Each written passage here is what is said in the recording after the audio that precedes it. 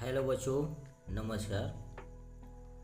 इस वीडियो में हम दिए गए अवतल और उत्तल दर्पण से प्रतिबिंब बनाना सीखेंगे। उससे पहले हम जान लेते हैं कि प्रतिबिंब बनाने के लिए कौन कौन से नियम होते हैं।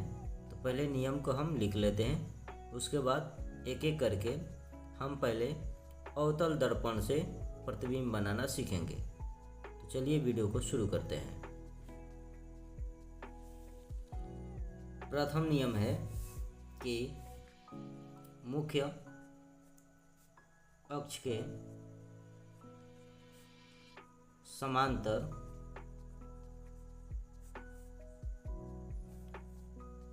चलने वाली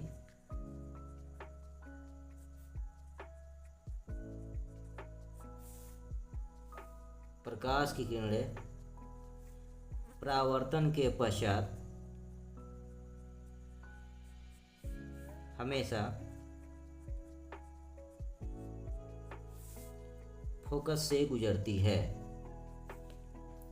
यह नियम यह है कि अगर कोई मुख्य अक्ष के समानांतर कोई प्रकाश की किरण चल रही है तो परावर्तन के पश्चात वह हमेशा फोकस से गुजरती है। इसके लिए मैं आपको ग्राफ के द्वारा निरूपण करके दिखा देता हूँ।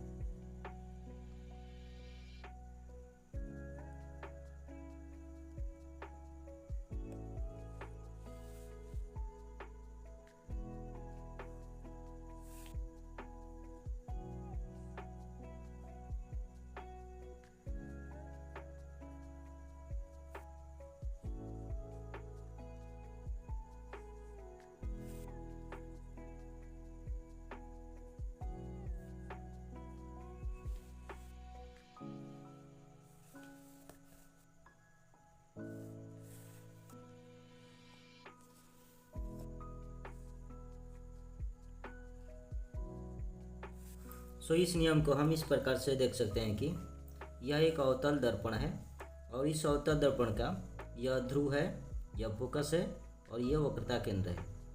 तो यह आपका एक मुख्य फोकस कहलाएगा। तो मुख्य फोकस के समानांतर चलने वाली किरणें परावर्तन के पश्चात हमेशा फोकस से गुजरती है। ऐसे ही उत्तल दर्पण में भी आपको ऐसे ही होगा।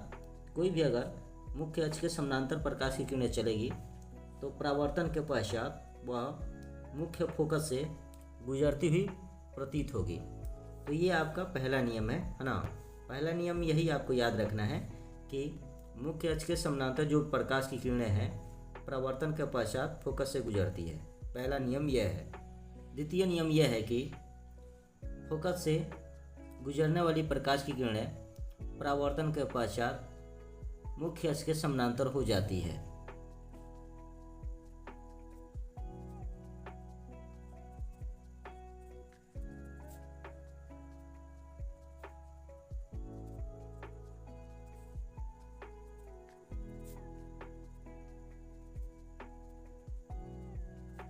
हम इस आरेख को इस प्रकार से बनाएंगे कि कोई भी अगर प्रकाश की किरणें इस फोकस से गुजरेगी तो यहाँ से हम फोकस से गुजार रहे हैं ना। तो अगर ये प्रकाश की किरणें जो फोकस से जा रही है तो परावर्तन के पश्चात हमेशा यह मुख्य अक्ष के समानांतर हो जाएगी। ठीक है, समझ में आ रहा है। तो ये पहले नियम का ये दूसरा क्या है, ये थोड़ा उल्टा है ना। पहला नियम ये था कि मुख्य अक्ष के समानांतर चलने वाली प्रकाश की किरणें फोकस से गुजरती है। ठीक दूसरा नियम है कि फोकस से गुजरने वाली प्रकाश की किरणें मुख्य अक्ष के समानांतर हो जाती है। ठीक है, ये दूसरा नियम है। वैसे ही अगर हम उत्तल दर्पण को लेते हैं तो उत्तल दर्पण में भी यहाँ पर प्रतीत होती है प्रकाश की किरणें। तो यहाँ पर क्या हो जाएगा भाई, प्रकाश की किरणें अगर प्रतीत होती है तो यह मुख्य अक्ष के समानांतर हो जाती है ना। यहाँ से मुख्य अक्ष के ये समानांतर हो जाएगी। ओके, तो अगर यह प्रकाश की किरणें यहाँ से गुजर रही है, मुख्य फोकस से गुजरती हुई प्रतीत हो रही है, तो ये समानांतर हो जाती है मुख्य अक्ष के। ओके, ये था आपका दूसरा नियम।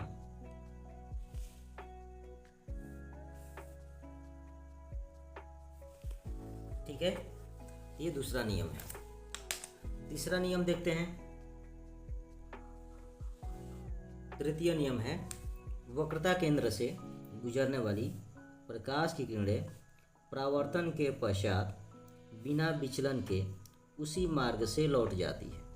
यानी कि अगर कोई प्रकाश की किरण या आपतित किरण वक्रता केंद्र से आपतित होगी तो परावर्तन के पश्चात उसी मार्ग से वापस चल जाएगी। ठीक है, अगर कोई प्रकाश की किरण यह वक्रता केंद्र से आपतित हो रही है तो परावर्तन के पश्चात इसी मार्ग से फिर वापस आ जाएगी।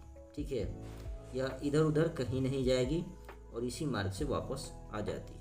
ठीक है, बस यही आपका तीसरा नियम है। ये तीनों नियम याद करने के बाद अब आप जो है आप आसानी से आप अवतल दर्पण से प्रतिबिंब बना लेंगे। तो चलिए हम प्रतिबिंब बनाना सीखते हैं। एक बार आपको मैं रिवीजन करा देता हूँ कि पहला, दूसरा और तीसरा नियम क्या है। पहला नियम था कि मुख्य अक्ष के समानांतर चलने वाली प्रकाश की किरणें परावर्तन के पश्चात हमेशा फोकस से गुजरती है। तो ये था आपका, ये मुख्य अक्ष के समानांतर चल रही है और फोकस से गुजर रही है। इसी प्रकार से दूसरा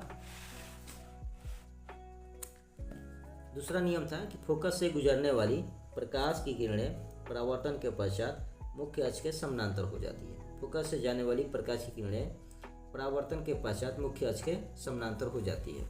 और तीसरा था कि वक्रता केंद्र से गुजरने वाली प्रकाश की किरणें परावर्तन के पश्चात बिना विचलन के उसी मार्ग से लौट जाती है। तो इस प्रकार से था कि अगर वक्रता केंद्र से कोई प्रकाश किरण जाएगी तो उसी मार्ग से वापस आ जाएगी। ठीक है, अब बच्चों हम लोग अवतल दर्पण से प्रतिबिंब बनाना सीखेंगे। तो यहाँ पर लिखते हैं अवतल दर्पण से प्रतिबिंब बनाना। देखिए, अवतल दर्पण से प्रतिबिंब बनाने के लिए 6 स्थितियाँ होती है ना। मैं आपको सिंपल वे में समझा देता हूँ, है ना। आप लिखना चाहें तो लिख सकते हैं। पहला स्थिति होगा कि जब वस्तु अनंत पर होगी। दूसरा स्थिति तब होगा जब वस्तु अनंत और वक्रता केंद्र के बीच होगी। तीसरा स्थिति तब होगा जब वस्तु वक्रता केंद्र पर स्थित होगी। चौथा स्थिति तब होगा जब कोई वस्तु वक्रता केंद्र और फोकस के बीच होगी। पांचवा स्थिति होगा जब कोई वस्तु फोकस पर स्थित होगी। और छठा स्थिति जब होगी जब कोई वस्तु फोकस और ध्रुव के बीच स्थित होगी। तो ये 6 कंडीशन में अवतल दर्पण से प्रतिबिंब बनता है। तो हम लोग पहला स्थिति लेते हैं। पहला स्थिति क्या है भैया, जब वस्तु अनंत पर स्थित है। तो लिखेंगे जब वस्तु अनंत पर स्थित है ना, तब वस्तु का प्रतिबिंब कैसा बनेगा। तो पहले हम एक अवतल दर्पण बनाते हैं। ठीक है, तो अवतल दर्पण अपने हिसाब से बना लेंगे, है ना। तो मैं देखिए यहाँ पर एक अवतल दर्पण बना रहा हूँ।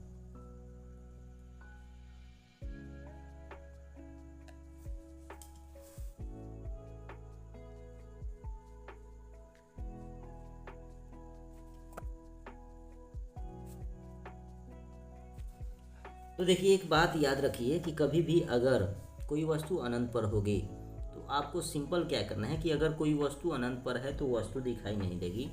तो आपको मुख्य अक्ष के समानांतर 2 प्रकाश की किरणें डालनी होती है ना। तो पहला हम ऊपर से एक प्रकाश की किरणें ऐसे डाल देंगे।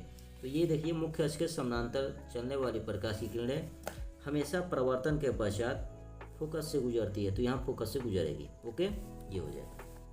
दूसरा हम नीचे से एक डाल देंगे। तो नीचे से देखिए आपतित किरण डालेंगे तो ये दूसरी किरण हो जाएगी। ठीक है, और ये भी मुख्य अक्ष के समानांतर है तो ये भी कहाँ से गुजरेगी, फोकस से गुजरेगी। तो ये भैया फोकस से गुजर रही है। ओके, ये दोनों जो है यह आपतित किरण परावर्तन के पश्चात फोकस पर मिल रही है। तो जब ये फोकस पर मिल रही है तो यहाँ पर आ करके मिलेगी तो यहीं पर प्रतिबिंब बनेगा। तो अब चूंकि क्या होगा, प्रतिबिंब का गुण कैसा होगा, यहाँ पर लिखते हैं प्रतिबिंब का गुण क्या होगा, यानी प्रतिबिंब का गुण। तो देखिए ये लिखना है प्रतिबिंब का गुण। ठीक है, पहला देखिए वस्तु फोकस पर बनेगी तो यहाँ पर लिखेंगे प्रतिबिंब फोकस पर बनेगा, तो लिखेंगे प्रतिबिंब फोकस पर बनेगा।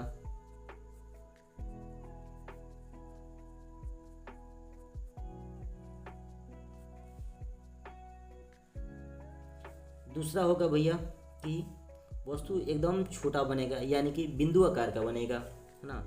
प्रतिबिंब बिंदु आकार का बनेगा।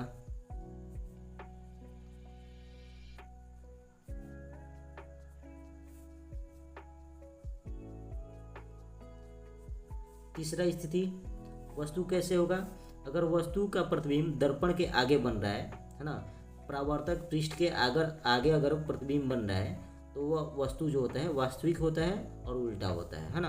तो लिखेंगे प्रतिबिंब वास्तविक तथा उल्टा बनेगा, है ना, उल्टा बनेगा। ठीक है भैया, वास्तविक प्रतिबिंब हमेशा उल्टा बनता है ना, और आभासी प्रतिबिंब हमेशा सीधा बनेगा। तो ये आपको 3 पॉइंट लिखना होता है, तो आप लिख लेंगे, है ना। चलिए दूसरा स्थिति देखते हैं, जब वस्तु अनंत और वक्रता केंद्र के बीच स्थित हो। दूसरा स्थिति है कि जब वस्तु वक्रता केंद्र तथा अनंत के बीच स्थित हो। तो देखिए ये आपका हो जाएगा वक्रता केंद्र और अनंत इस साइड होता है, तो आप यहाँ पर कहीं पर भी एक वस्तु ले लेंगे, है ना। तो हमेशा वस्तु को ये मुख्य अक्ष के ऊपर ही लिया जाता है, तो मैं यहाँ पर कोई एक वस्तु ले लेता हूँ। ओके, ये वस्तु ऐसे लिया जाता है। अब यहाँ से क्या करेंगे, आपको हमेशा ध्यान देना है बाबू, ठीक है, कि हमेशा एक जो है आपको प्रकाश की किरणें हमेशा इस वस्तु के सिरों से यानी सबसे ऊपरी भाग से एक मुख्य अक्ष के समानांतर डालनी है। ये मुख्य अक्ष के समानांतर डाल दिया, तो समानांतर के बाद यह प्रकाश की किरणें हमेशा फोकस से गुजरती है। ठीक है, तो यहाँ से फोकस से गुजार देंगे। ओके, ये फोकस से गुजर जाएगा। दूसरा आपको क्या करना है कि उसके बाद आपको ध्यान देना है कि दूसरी स्थिति में एक और प्रकाश की किरणें डालनी होती है। तो आप जो है दूसरी स्थिति में एक आप हमेशा फोकस से डालेंगे, जब तक कि फोकस से डालने योग्य कंडीशन रहेगा तब तक हम फोकस से एक आपतित किरणें डालेंगे। तो यहाँ से एक फोकस से मैं डाल रहा हूँ। ओके, तो फोकस से डाली गई प्रकाश की किरणें हमेशा कहाँ से गुजरती है, तो ये मुख्य अक्ष के समानांतर हो जाती है। तो भैया ये मुख्य अक्ष के समानांतर हो जाएगी। ओके, ठीक है ना, देख लीजिए, यह मुख्य अक्ष के समानांतर चलने वाली किरणें परावर्तन के पश्चात फोकस से गुजर रही है और फोकस से डाली गई प्रकाश की किरणें मुख्य अक्ष के समानांतर हो जाती है। तो यहाँ पर दोनों क्या होगी, कट कर ली। तो कट कर ली तो देखो ये भैया यहाँ पर प्रतिबिंब बनेगा कि नहीं, बताइए। यहाँ प्रतिबिंब बन रहा है, जो प्रतिबिंब बन रहा है तो प्रतिबिंब की स्थिति क्या होगी, यानी प्रतिबिंब का गुण क्या होगा। तो चलिए गुण लिखते हैं। तो भैया गुण क्या होगी, है ना, कि यानी प्रतिबिंब कैसा बनेगा, है ना। तो यहाँ पर लिखेंगे प्रतिबिंब का गुण। पहला गुण क्या होगा भैया, तो देखो प्रतिबिंब कहाँ कहाँ बन रहे हैं, तो वक्रता केंद्र तथा फोकस के बीच बन रहे हैं, है ना। तो लिखेंगे प्रतिबिंब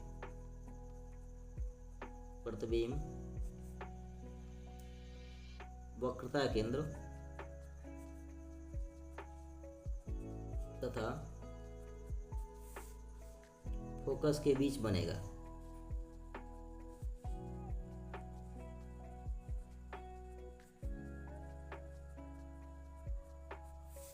दूसरा, यह वस्तु जो होगा यह वस्तु से उल्टा बन रहा है ना, तो प्रतिबिंब कैसे बनेगा, प्रतिबिंब,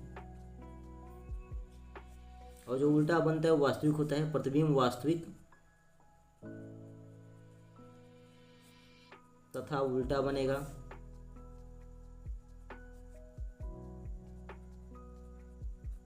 अच्छा देखिए, प्रतिबिंब जो है वस्तु इतना बड़ा है, प्रतिबिंब छोटा है, तो क्या लिखेंगे, प्रतिबिंब वस्तु से छोटा बनेगा। प्रतिबिंब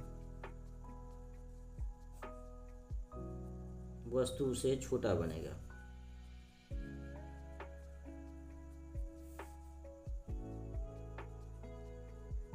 है ना। अब ये नहीं लिखना है कि प्रतिबिंब जो होगा दर्पण के आगे बनेगा, ये वास्तविक का मतलब ही होता है प्रतिबिंब दर्पण के आगे बना हुआ है ना। इस प्रकार से हम दूसरा कंडीशन लिख देंगे। तीसरा कंडीशन लेते हैं, जब वस्तु जो होगा वक्रता केंद्र पर स्थित होगा। ओके, तो तीसरा स्थिति है कि जब वस्तु वक्रता केंद्र पर स्थित हो। तो चलिए हम पहले क्या करते हैं, अवतल दर्पण बना लेते हैं।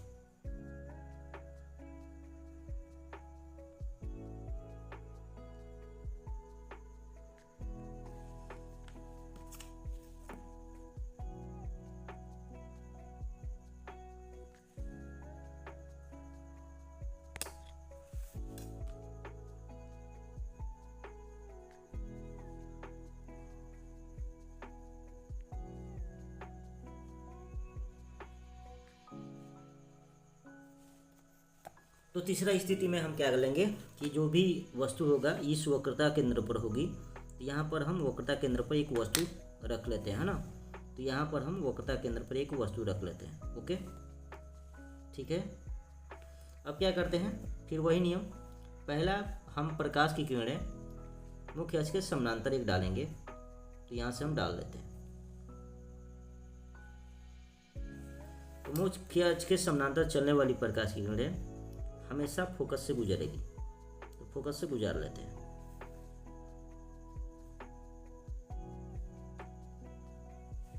दूसरा हम लोग क्या करेंगे, दूसरा प्रकाश की किरणें हम फोकस से डालेंगे। ठीक है, यहाँ फोकस से हम डाल लेते हैं।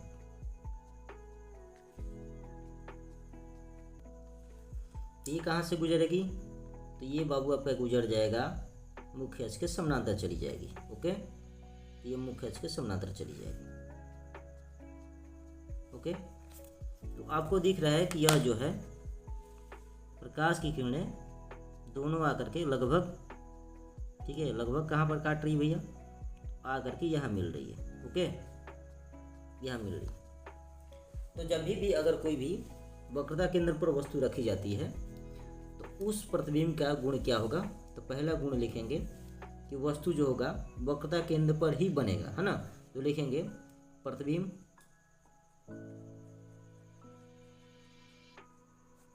वक्रता केंद्र पर बनेगा।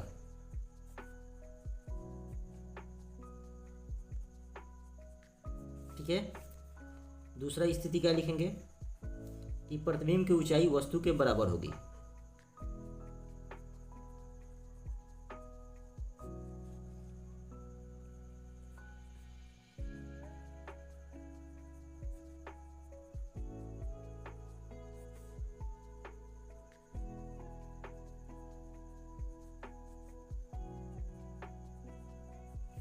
तीसरा क्या लिखेंगे, प्रतिबिंब उल्टा और वास्तविक होगा, है ना। तो लिखेंगे प्रतिबिंब वास्तविक तथा उल्टा होगा।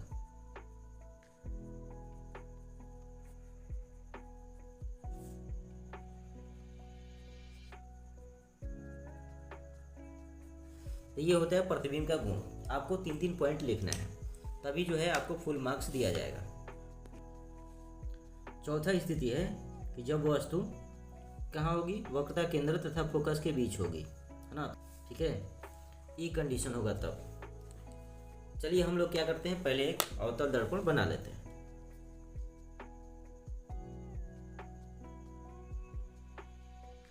देखिए, आप प्रकार की सहायता से बनाएंगे तो इसमें गलत होने की संभावना बहुत कम होती है।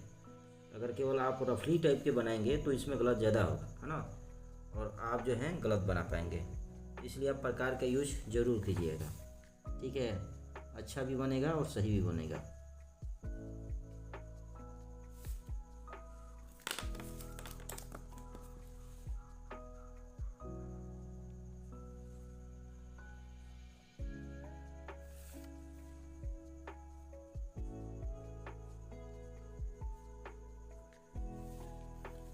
तो हम लोग वस्तु कहाँ लेंगे, वक्रता केंद्र और फोकस के बीच में लेंगे, है ना। तो ये आपका वक्रता केंद्र हो गया, फोकस हो गया। तो इसके बीच में यहाँ पर हम एक वस्तु ले लेते हैं ना। ज़्यादा बड़ा नहीं लेना है, छोटा ही लेंगे तो ठीक रहेगा। फिर वही काम करेंगे। काम क्या करना है आपको, पहला काम कि आपको हमेशा एक प्रकाश की किरण मुख्य अक्ष के समानांतर ही डालनी है। तो मुख्य अक्ष के समानांतर चलने वाली प्रकाश की किरणें परावर्तन के पश्चात कहाँ से गुजरेगी बाबू, तो ये फोकस से गुजर जाएगी। ठीक है। दूसरा कहाँ से डालें, सोचिए कहाँ से डाला जाएगा, प्रकाश की किरण कहाँ से डालेंगे बताइए थोड़ा। तो दूसरा, जब तक फोकस से डालने योग्य, माने जब तक जो है ऐसा परिस्थिति बन रहा है कि हम फोकस से जब तक डाल सकते हैं, जब तक कोई कंडीशन है, मतलब कि दूसरा हम प्रकाश की किरण वहीं से डालेंगे, फोकस से डालेंगे जब तक संभावना बन सके तब तक, है ना। अब बोलेंगे संभावना कब नहीं बनेगी, तो भैया जब फोकस पर वस्तु होगी तो फोकस से हम कैसे किरण डालेंगे, इसलिए अभी हम क्या करेंगे, फोकस से ही डालेंगे, है ना। तो ये फोकस से डाल रहे हैं, ओके। यहाँ से फोकस से हम एक प्रकाश की किरण डाल रहे हैं। अब इस प्रकाश की किरण क्या हुई, फोकस से जाने वाली प्रकाश की किरण परावर्तन के पश्चात कहाँ से गुजरेगी, तो बताया गया है कि मुख्य अक्ष के समानांतर हो जाएगी, ठीक है भैया। तो ये आ गई ऐसे, ओके। प्रतिबिंब यहाँ बन रहा है, तो प्रतिबिंब कहाँ बन गया भैया, तो प्रतिबिंब बन गया तुम्हारा वक्रता केंद्र से बाहर, सही कि नहीं, ओके। तो प्रतिबिंब की स्थिति क्या होगी, पहला स्थिति ये होगा कि प्रतिबिंब कैसा बना, तो भैया तो पहले प्रतिबिंब वस्तु से बड़ा दिख रहा है, अगर दर्पण के आगे है तो वास्तविक और उल्टा है। दूसरी बात यह है कि भैया कहाँ बन रहा है, तो वक्रता केंद्र तथा अनंत के बीच बनेगी, तो लिखेंगे प्रतिबिंब अनंत तथा केंद्र के बीच, केंद्र लिख दीजिए, केंद्र के बीच बनेगा, केंद्र के बीच बनेगा, ठीक है। दूसरा स्थिति क्या होगी कि वस्तु के आकार से प्रतिबिंब का आकार बड़ा होगा, तो लिखेंगे प्रतिबिंब का आकार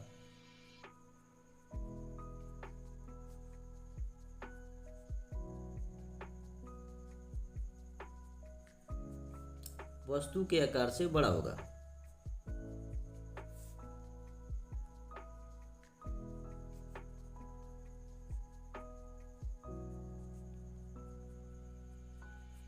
और तीसरा कंडीशन आपको हमेशा याद रखना है कि भैया तीसरा कंडीशन क्या होगा, प्रतिबिंब उल्टा तथा वास्तविक बनेगा।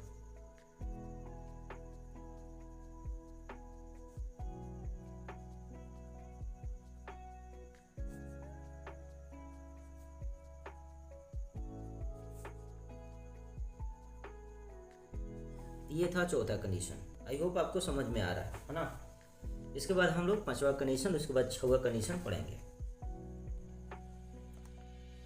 देखिए पांचवा कंडीशन है कि जब वस्तु फोकस पर स्थित हो, यानी कि वह वस्तु फोकस पर स्थित होगा तब प्रतिबिंब कैसा बनेगा।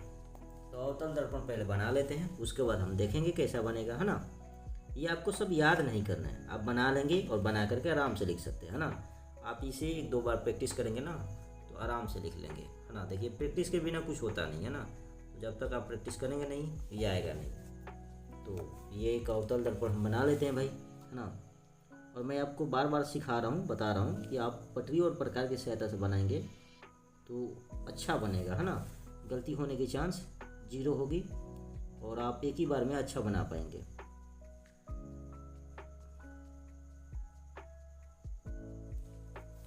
यहाँ पर हम मान लेते हैं C और इन दोनों के बीच में हम मान लेते हैं F, और ये होता है आपका P, ठीक है। मैं बताया था इसको हम वक्रता केंद्र बोलते हैं, इसको फोकस बोलते हैं और इसको हम ध्रुव बोलते हैं। ध्रुव क्या होता है, तो किसी भी दर्पण का मध्य बिंदु को ध्रुव कहा जाता है। अब हमें जो भी वस्तु है उसे रखना है फोकस पे, तो ये आपका फोकस है, इस पर हम एक वस्तु रखते हैं, ओके। यहाँ पर हम क्या करते हैं, एक वस्तु रख लेते हैं। वस्तु ज़्यादा बड़ा नहीं, छोटा ही रखेंगे, ओके। ये छोटा सा एक वस्तु रख लेते हैं। आपको हमेशा याद रखना है, कोई भी एक प्रकाश की किरण आपको हमेशा ही मुख्य अक्ष के समानांतर ही डालनी है। तो यहाँ से प्रकाश की किरण एक डाल देंगे मुख्य अक्ष के समानांतर, ओके। तो ये मुख्य अक्ष के समानांतर जाने वाली प्रकाश की किरण हमेशा फोकस से गुजरती है, तो फोकस से गुजार देंगे भाई कि आप आ जाइए फोकस से जाइए, तो ये चली गई। ये हो गया आपतित किरण और ये हो गया परावर्तित किरण। अब आपसे एक सवाल पूछ रहा हूँ, मैं बोल रहा था कि आपको दूसरा जो होता है किरण फोकस से डालनी होती है, तो अब बताइए क्या संभव है कि हम फोकस से डाल पाएंगे। तो आप बोलेंगे नहीं सर, ऐसा तो नहीं लग रहा है कि फोकस से डाल पाएंगे, तो फिर क्या करें। तो अगर फोकस से नहीं डाल पाते हैं तो हम लोग जो है ना एक डालते हैं हम लोग, कहाँ से, वक्रता केंद्र से। कहाँ से डालते हैं, वक्रता केंद्र से। तो देखिए ये वक्रता केंद्र हो गया, और इसकी जो वस्तु का सिरा है मतलब ऊपरी भाग है उसको मिला लेते हैं बढ़िया से, और फिर हम क्या करते हैं आगे ऐसे डाल देते हैं यहाँ पर एक किरण, है ना। तो वक्रता केंद्र से जाने वाली किरण उसी मार्ग से वापस आ जाती है, ठीक है। तो हालांकि इसे देखने के बाद यह पता चल रहा है कि इसे भी हम आगे अगर बढ़ाते हैं, ऐसे आगे बढ़ेंगे ऐसे, और इसको भी आगे बढ़ेंगे ऐसे, तो ये दोनों क्या हो रही है, ये दोनों लाइन एक दूसरे के समानांतर हो जा रही है ना, पैरेलल हो जा रही है। तो ये एक दूसरे को कभी नहीं काटेगी। और आगे भी इसको भी हम आगे ऐसे बढ़ा रहे हैं, तो भैया ये भी एक दूसरे को कभी काटने की स्थिति में नहीं है। तो इसका मतलब कहने का क्या अर्थ है, कहने का अर्थ ये है कि जब कहीं पर भी दो किरणें आपस में कहीं न काटे तो वस्तु का प्रतिबिंब कहाँ बनता है। तो हम बोलते हैं भैया जब वैसी स्थिति आ जाए कि एक दूसरे को कभी मिलन न हो तो कहीं अनंत पर होगा, तो बोलेंगे जो प्रतिबिंब बनेगा अनंत पर बनेगा। तो लिखेंगे प्रतिबिंब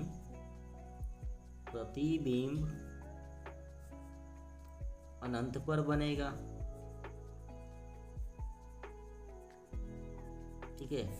दूसरा कंडीशन, भैया अनंत पर बनेगा तो प्रतिबिंब का आकार कैसा होगा, तो प्रतिबिंब का आकार बहुत बड़ा होगा, है ना। तो लिखेंगे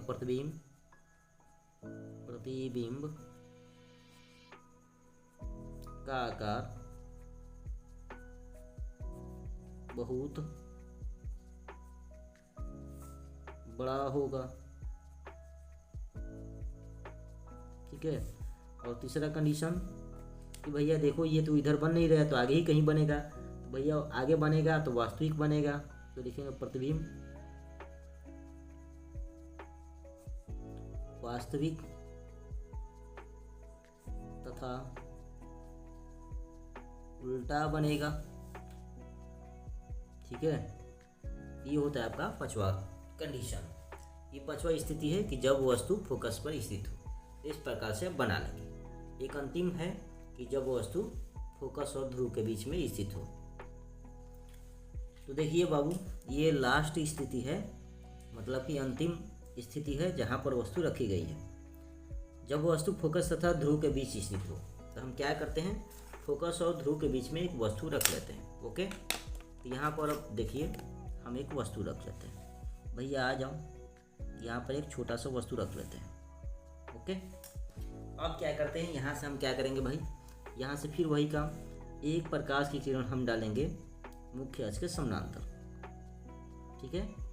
तो ऐसे मुख्य अक्ष के समानांतर जाएगी तो परावर्तन के पश्चात हमेशा कहाँ जाएगी भैया, फोकस से गुजरेगी। यहाँ से फोकस से गुजार देंगे, ओके। ये हो गया आपतित किरण, ये हो गया परावर्तित किरण। दूसरा किरण कहाँ से डालें, तो देखिए अब दूसरा किरण डालने के लिए ये है कि आप जो है यहाँ से फोकस से तो डाल नहीं सकते, समझ में आ रहा है ना, फोकस से ये डाल नहीं सकते। फिर कहाँ से डालें भैया, तो हम केंद्र से डालेंगे, वक्रता केंद्र से डालेंगे, ओके। तो वक्रता केंद्र से प्रकाश की किरण डालेंगे, ठीक है। तो वक्रता केंद्र से यहाँ से डाल रहे हैं, तो ऐसे प्रकाश की किरण जाएगी और ऐसे ही वापस आ जाएगी, ठीक है। तो ये हो गई भैया जाने वाली और ये हो गई आने वाली। तो यहाँ पर आप देख रहे हैं कि आगे की तरफ कहीं पर भी ये प्रकाश की किरण अगर बढ़ती है, आगे ऐसे बढ़ाते हैं, इसको भी बढ़ाते हैं, तो ये कहीं भी काटती हुई नज़र नहीं आ रही। तो आगे बढ़ा कर देखते हैं कि आगे कहाँ काटती है कि नहीं काटती है। तो देखिए इसको हम ऐसे डॉट करके बढ़ा रहे हैं, ओके, और इसको भी हम डॉट करके बढ़ा रहे हैं। देखिए यहाँ पर आकर ये काट दी, तो यहाँ पर आके काट दी, तो यहाँ पर प्रतिबिंब आपका बनेगा, ठीक है। और यहाँ पर प्रतिबिंब बनेगा तो सीधा बनेगा, ओके। तो आप बोलेंगे सर कहना क्या चाहते हैं, तो हम कहना यही चाहते हैं कि अब की बार जो आपका प्रतिबिंब बना हुआ है वह दर्पण के पीछे बना हुआ है और सीधा है और वस्तु से बड़ा है, बस यही ना बोलेंगे। तो प्रतिबिंब का गुण क्या होगा, पहला गुण हम लिखेंगे कि प्रतिबिंब दर्पण के पीछे बना है, प्रतिबिंब दर्पण के पीछे बना है। दूसरा, वस्तु के आकार से प्रतिबिंब का आकार बड़ा है।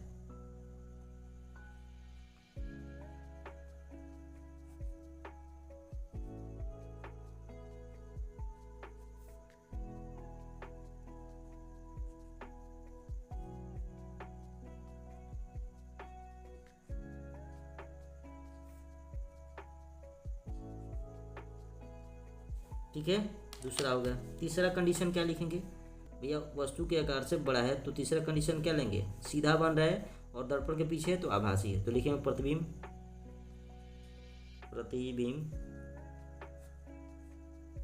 सीधा एवं आभासी बना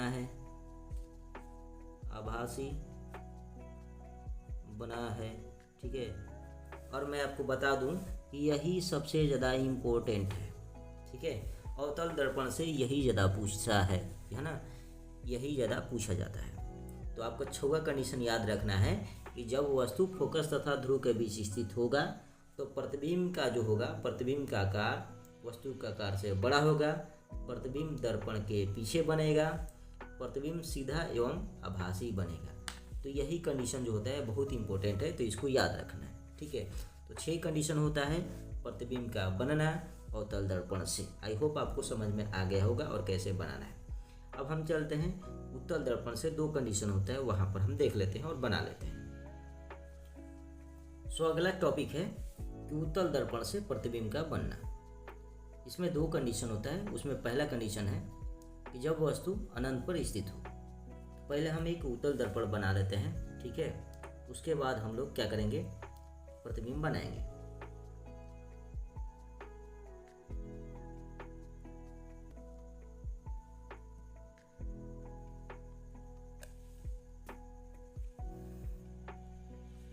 देखिए सेम टू सेम यही क्वेश्चन है कि अगर कोई वस्तु अगर अनंत पर है तो वस्तु तो हमें दिखाई नहीं देती है, तो फिर हम क्या करेंगे।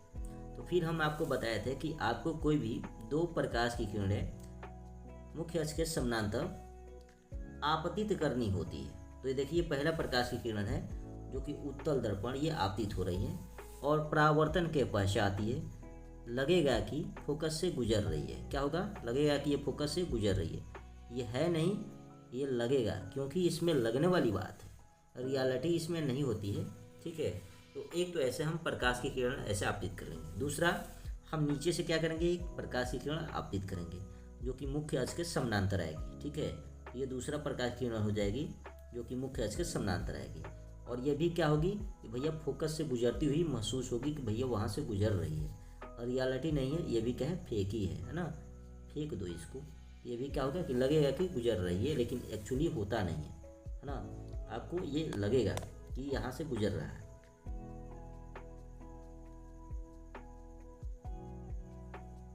ओके, तो यहाँ से देखिए आपको इसी प्रकार से ये बनाना है, एकदम सिंपल वे में मैं आपको बता रहा हूँ। तो इस प्रकार से हम बना लेंगे।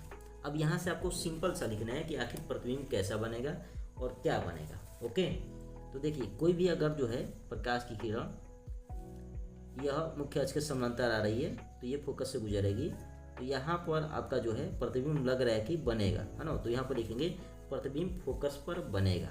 क्या लिखेंगे, प्रतिबिंब फोकस पर बनेगा, ठीक है। पहला नियम ये लिखेंगे, पहला कारण। दूसरा लिखेंगे भैया कैसा बनेगा, तो यहाँ पर एक एकदम छोटू सा बनेगा, यानी बिंदु आकार का बनेगा। तो लिखेंगे प्रतिबिंब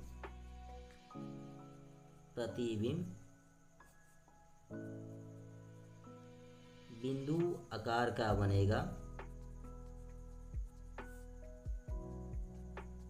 ठीक है।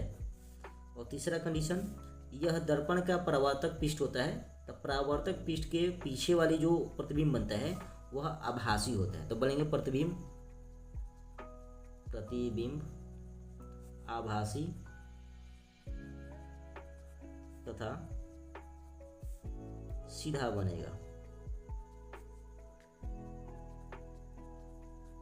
ये पहला कंडीशन है और प्रतिबिंब का ये गुण हो गया। तो इस प्रकार से आपको लिखना है ना, इसमें ज़्यादा कुछ नहीं सोचना है, बस आपको इसी प्रकार से लिखना होता है। अगला स्थिति है कि जब वस्तु अनंत तथा ध्रुव के बीच स्थित हो, या आपको ध्रुव ही लेना पड़ता है ना, कि क्योंकि ध्रुव के अलावा इसमें कोई निश्चित नहीं होता है, तो आपको वस्तु को अनंत और ध्रुव के बीच लेना होगा, है ना। तो यहाँ से फिर हम क्या करेंगे, एक वैसे ही आपको उत्तल दर्पण बनाना होगा। सो देखिए यहाँ पर मैं एक आपको उत्तल दर्पण बना दिया और मैं एक यहाँ पर वस्तु ले लेता हूँ, जो कि अनंत और ध्रुव के बीच स्थित होगा। यहाँ पर मैंने वस्तु ले लिया। अब आपको करना क्या है, पहला काम ये करना है कि आपको एक पहले उत्तल दर्पण पे मुख्य अक्ष के समानांतर एक ऐसे प्रकाश की किरणें आपतित करनी है। ठीक है, ये आपतित होगी। तो प्रकाश की किरणें आपतित होगी तो कहाँ से गुजरेगी ये, तो ये प्रकाश की किरण आपको गुजरेगी फोकस से। कहाँ से गुजरेगी, फोकस से गुजरेगी। तो यहाँ फोकस से गुजार देते हैं, है ना। ऐसे गुजरेगी नहीं, गुजरती हुई प्रतीत होगी। ओके, इस प्रकार से ये परावर्तित हो जाएगी। दूसरा क्या करते हैं कि दूसरा प्रकाश की किरण आपको यहाँ से डालनी होती है भैया, केंद्र से, वक्रता केंद्र से डालनी होती है। तो यहाँ से हम वक्रता केंद्र से एक प्रकाश की किरण डालते हैं। तो वक्रता केंद्र से कोई भी अगर प्रकाश की किरणें डालते हैं तो उसी मार्ग से वापस लौट जाती है। ओके, तो उसी मार्ग से ऐसे वापस लौट जाएगी। तो वक्रता केंद्र से जाने वाली प्रकाश की किरण वापस उसी मार्ग से लौट जाती है। तो यहाँ से ये बन गया। तो यहाँ पर देख रहे हैं कि दोनों प्रकाश की किरणें जो है यहाँ पर काट रही है। तो यहाँ पर क्या बन जाएगा, आपका प्रतिबिंब बनेगा। हालांकि देखिए ये मतलब फोकस पर प्योरली बनता नहीं है, लेकिन यहाँ पर थोड़ा ड्राइंग में थोड़ा गड़बड़ हो गया है। तो यहाँ मान लेते हैं फोकस पर बना हुआ है, लेकिन ये फोकस पर नहीं बल्कि फोकस के थोड़ा इधर बनता है ना, थोड़ा ड्राइंग में गलती हो गया है ना। तो यहाँ से हम लिख देते हैं प्रतिबिंब का गुण। ठीक है, कि जो भी आपका प्रतिबिंब बनेगा वह ध्रुव तथा फोकस के बीच बनेगा। तो लिखेंगे प्रतिबिंब ध्रुव तथा फोकस के बीच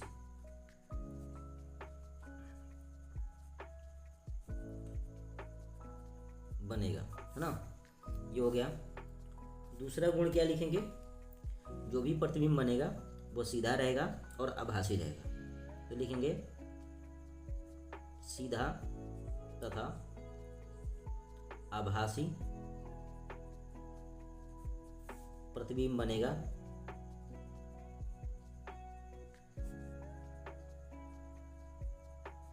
तीसरा कंडीशन क्या होता है भैया, कि वस्तु इतना बड़ा है, ये इतना छोटा है ना। तो प्रतिबिंब का आकार वस्तु से छोटा होगा। तो प्रतिबिंब का आकार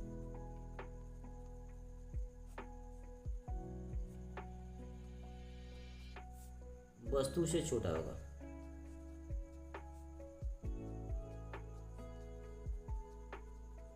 ठीक है, तो मैंने आपको अवतल दर्पण और उत्तल दर्पण से जो भी स्थितियाँ थी उसके अनुसार प्रतिबिंब बनाकर दिखा दिया। आई होप आपको ये सारे वीडियो में जो भी मैंने आपको ये समझाया आपको समझ में आ गया होगा। और मैंने आपको पटरी और प्रकार की सहायता से बनाकर दिखाया कि आपको ऐसे ऐसे बनाना है, कोई भी आपको इसमें गड़बड़ नहीं करनी है ना। अगर आप हाथ से ऐसे बनाते हैं तो आपको इतना बढ़िया क्लियर प्रतिबिंब बना हुआ दिखाई दे रहा है, वैसा नहीं दिखाई देगा, गलत सलत बन जाता है ना। तो इसलिए मैं आपको कहूँगा कि आप कभी भी अगर आप बनाते हैं तो पटरी और प्रकार की सहायता जरूर लें, ताकि वहाँ से आपको एक क्लियर प्रतिबिंब बन पाए, है ना। तो मैं आपसे एक छोटा सा रिक्वेस्ट करूँगा कि अगर आप वीडियो पर नए हैं या वीडियो आप देख लिए हैं और आपको समझ में भी आ गया है, तो आपके लिए एक छोटा सा सेकेंडों का काम है, इस चैनल को सब्सक्राइब कर लीजिए और बेल आइकन प्रेस कर लीजिए और वीडियो को लाइक कर दीजिए और एक सुनहरा एक छोटा सा कमेंट कर दीजिए कि वीडियो के बारे में आप क्या कहना चाहते हैं, क्योंकि आपका एक छोटा सा कमेंट, आपका एक छोटा सा सब्सक्रिप्शन हमारे लिए बहुत बड़ा मोटिवेशन के काम होता है। तो चलिए मिलते हैं नेक्स्ट वीडियो में, तब तक के लिए अपना ख्याल रखिए। धन्यवाद।